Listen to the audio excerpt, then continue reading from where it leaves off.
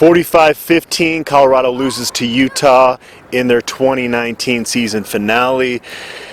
Early in the game, they get out to a 7-0 lead, and then Utah scores 31 unanswered. Yeah. Utah's kind of like a boa constrictor. They just kind of slowly wrap themselves around you and suck the life out of you. Yeah, they really do, and that's what they did tonight. I mean, I give CU credit because they came out and really they threw the first punch, and they did a great job defensively.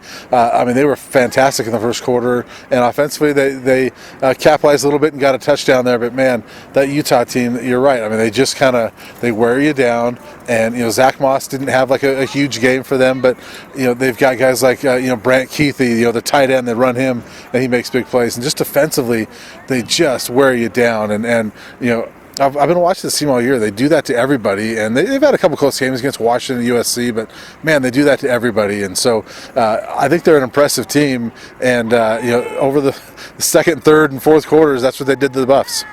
Wasn't one particular thing that cost Colorado this game, but a few things really stand out. Colorado just 2 of 11 on third down, whereas Utah was 8 of 13. Yeah. And 97 punt return yards for the Utes on 4 returns. That's CU's punt team has been good all year, so that was the first time that was really an issue.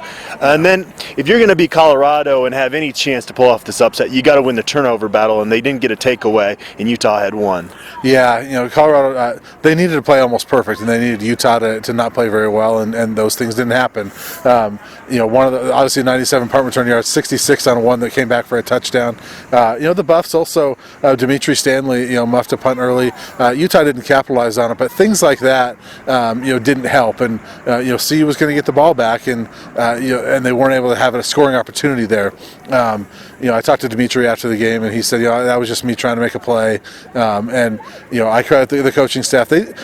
I will say, one thing about this coaching staff, they do a great job of keeping guys' heads in the game, and when guys make mistakes, going over and say, hey, we need you, let's keep it up. They came back, they put him back out there for the next punt return, and the very next offensive play was a pass to him. I think it was the next one. So that got him back in it. And so I give them credit for that. But yeah, there's just too many mistakes. And you're right, not one thing, but you add them all up, and they lost by 30. Mel Tucker was asked after the game, can you learn anything going against this Utah team? You could tell Mel Tucker was kind of annoyed by that question. He's obviously coached in big games. He knows what it's going to take to build this program. Yeah. And so, I do think you take a lot away from the first quarter tonight in the previous 2 games. Yeah. Had you lost 8 in a row, theoretically to end the season, recruiting would have suffered, and you just wouldn't have a good vibe within the program. But even we talked to a couple seniors in the locker room, or in the post-game press conference, and it seems like genuinely there's more buy-in right now than there's been in this program in a long time. Yeah, no question. I'll go back to that question.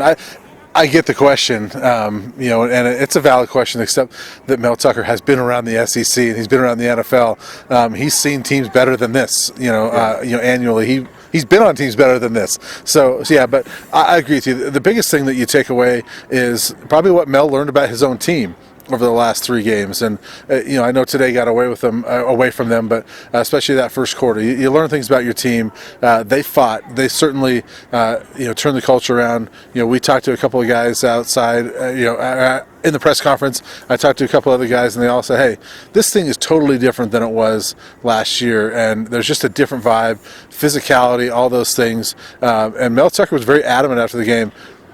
I know where this program is now. I know what we need to do. I know how to get better, and that's got to make Buff fans feel good on a night when it's disappointing. You held out those bowl hopes until the very last game. Once again, you're not going to a bowl game, but Buff fans got to be excited. It's a much different field than the last 2 years. Davion Taylor, Delrick Abrams Jr., Mikel Onu, who unfortunately didn't get to play tonight. That was just a side note. What a great young man to deal with from a media standpoint, and such a playmaker this year. Just brutal that he breaks his tibia, doesn't get to play in this game, but you're returning the rest of that defense, and there's a lot of young guys there. That group is, if the last 3 weeks are any indication, is going to be really good. Offensively, you lose a quarterback. You're probably going to lose Laviska Shenault, a couple offensive linemen, Tony Brown. Quite a bit more there, but that unit really underperformed if you look at the whole 2019 season. Steven Montez breaks Sefo Lufau's passing yards record, but was one of the more perplexing careers that I've covered, if not the most. Yeah, and I will say, I saw some chatter on Twitter towards the end of the game, about the offense, and don't judge the offense off this game. You look at that Utah defense. Nobody has done anything against Utah, especially in this building. I mean, 15 points. That's the second most points Utah's given up at home all season. They've given up 51 points in 7 home games. I know it wasn't a pretty offensive performance, but against this defense, you can't judge them off of that. Just Utah does it all year. But you're right. Over the last 3 games, what is it? 16, 20, and 15 points, and really a lot of games down the stretch where they just didn't do what we thought they were going to do. And this is the 3rd year in a row that we thought, man, this is going to be an explosive offense, and it just hasn't been. I mean, I think they're going to finish 11th in the Pac-12 in scoring, and I think if you take out, I think 2016 was the only year they've been in the conference that they weren't 10th, 11th, or 12th in scoring. They've never had a great offense, and even that 2016 season, you take out the defensive points, and it wasn't that great. So they've never had an explosive offense, and you look at some of the guys coming back next year.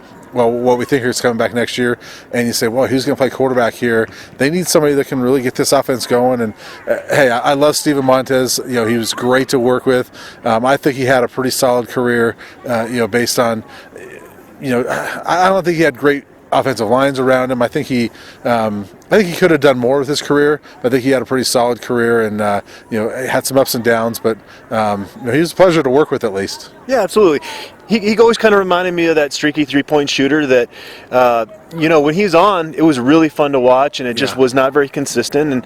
And he matured quite a bit over his career, so it wasn't, his leadership got better. He put the effort in there, and unfortunately it just didn't. It showed in terms of, the all-time records here. He's going to be remembered for that for a long time. 3rd straight 5-7 season. But a year ago, we were at Memorial Stadium in Berkeley talking about coaching candidates. Yeah. Now, Mel Tucker's here. He's started to establish a culture. They're currently ranked 4th in the Pac-12 in the recruiting rankings. That might change a little bit here in the weeks leading up to the early signing period. Yeah. But a lot more pointing in a positive direction for this program than our season wrap-up video last year. Yeah, for sure. I mean, last year's that game in Berkeley was so weird, because obviously they'd fired McIntyre the week before after the Utah game, actually. And so, it was Kurt Roper as the interim coach, and you kind of knew that he was probably going to be gone. Most of that staff was probably going to be gone. It was just a weird vibe, after that one, and certainly a much better feel. And like I was saying, Buff fans have got to feel pretty good about what Mel Tucker did in his first year, and the foundation. He's clearly a very intense guy, knows what he wants out of this program, and I think he took steps towards getting that this year. Having such multiple looks offensively and defensively, another year in the system is obviously going to be huge for these players. This was one of the few seasons where you could really point to the strength and conditioning off-season program is really showing up on the field, and it sounds like they're going to start spring ball again later this year. So Drew Wilson will have his hands on with those guys for an extended period of time. Just another off-season with that culture here. I'm really anxious, not to jump ahead already, but I'm really anxious to see where this thing heads here in the next year. Yeah, no question. There's a lot of guys that when you look at this roster, young guys we didn't see a whole lot of, or some that we did see a lot of that I'm excited about. And one of the guys, you talk about strength and conditioning. I'm looking forward to seeing a guy like Frank Phillip. They lose Arlington Hambright. How does a guy like that step in? Now that he's been in this program for a year and had a chance to redshirt, which he probably should have done last year. But I think there's a lot of young guys in this team that you say, okay, I'm looking forward to seeing that guy. I chatted with Tyson Summers, on his way to the bus, and he mentioned Terrence Lang, Akeel Jones, and Jalen Sammy as 3 guys that just got so much better from the start of the year to the end of the year. And those are 3 guys that should be back. And Terrence Lang's a sophomore, right? Sophomore? He'll be a junior next year. Yeah, he'll be a junior next year. Jalen Sammy, just a redshirt freshman. These are guys who are going to be anchors of that defensive line. Mustafa Johnson's supposed to come back as well. There's guys to be excited about on defense. You mentioned a little bit earlier, but get some of these guys in the weight room, and it can be pretty exciting. Yep, and any last thoughts here on the 2019 season? aside from the offense, maybe not living up to expectations, the defense, we didn't expect them to be very well, but for them to put together the back-to-back week against Stanford and Washington, especially in the trenches, maybe a little bit exceeding our expectations, at least late in the season. Any other thoughts here as we sign off? No, just the one thing that is exactly the same as the last 2 years is that, you sit there at 5-7 and you look back at 1 or 2 games and say, man, I mean, I think we mentioned last week, but I think it was the Arizona game. I can't remember, but doing our post-game video, I said, this is a game that when they finish 5-7, they're going to look back and say, we needed to get that one. Not that I knew they were going to be 5-7, but here they are at 5-7. You look at the Arizona game, and Arizona hasn't won since. I don't know how they did today actually, but they lost 6 in a row after leaving Boulder. You look at the Air Force game. You look at USC, who you're up by 10 in the fourth quarter. There's so many games you look at and say, dang it, if they just get those, there's a play here or there. And that's three years in a row. And that's something that, and I don't know which player it was actually that I said that to walking out, and they said, well, one thing I can tell you is that's not going to happen next year. So these guys, obviously the guy, and there was a player coming back, and he's hey, we're confident. So there's a foundation being set. I think that's got to be the most exciting thing coming out of this season is there's something brewing here that could be a little bit better than next few years. Brendan Lewis verbally committed. What's the over-under on the number of times we get asked here in the next few months if they're going to bring in a graduate transfer quarterback? Because that's going to be a big topic here going forward. Well, I do a weekly chat on Buff Zone, and you've got your message boards. I think that's going to be a hot topic. Over the course of the next month or so. That quarterback position, that's going to be the hot topic, I think, between now and next August, and maybe next September, October. Who knows? But that quarterback position very unsettled. Is it Tyler Lytle? Is it Blake Stenstrom? Is it Brendan Lewis? Is it some grad transfer from who knows where? I don't know at this point, and I'm not sure you do either. I have no idea. Who you got in the Pac-12 championship game? Should be a great game. And shame on Arizona State for screwing this whole thing up for the bull.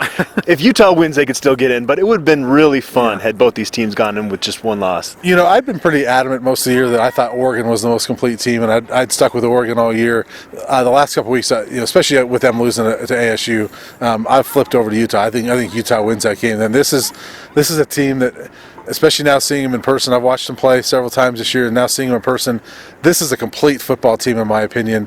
I'm a stat guy, so I'm going to throw one thing out at you. Okay. This is going to be the first team in the Pac-12 era to lead the conference in rushing offense, rushing defense, pass efficiency, and pass efficiency defense. That's pretty complete, and I think they get Oregon next week. I just think their defense is so good. I'm going to take Utah, too. It's, again, a boa constrictor. They just suck the life out of you slowly. All right, we're signing off from a cold Salt Lake City.